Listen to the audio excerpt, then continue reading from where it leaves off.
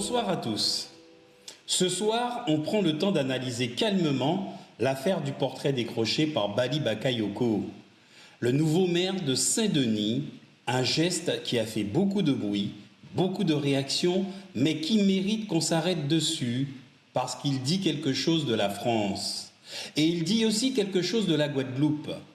D'abord, les faits. Bakayoko a retiré le portrait officiel du président de la République dans son bureau. Il l'a rangé dans un coin et il l'assume. Le préfet lui a écrit pour lui demander de revenir sur sa décision.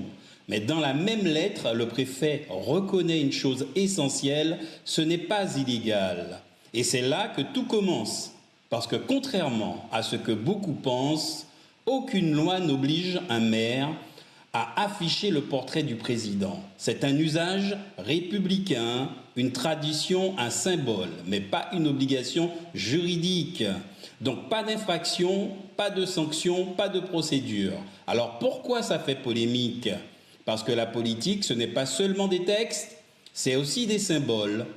Pour l'État, le portrait du président représente la République, l'unité, les institutions.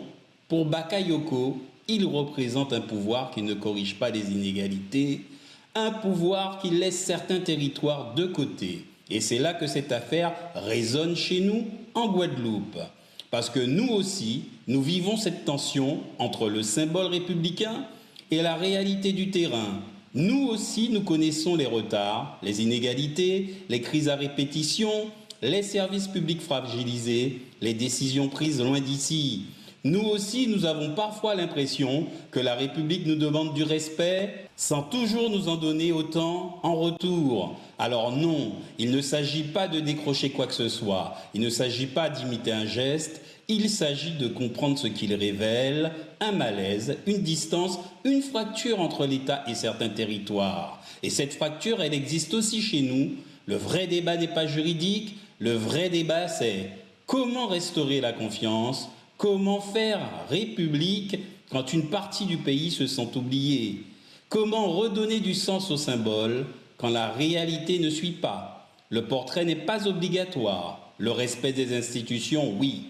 Mais le respect des territoires aussi. Et c'est peut-être ça la leçon de cette affaire.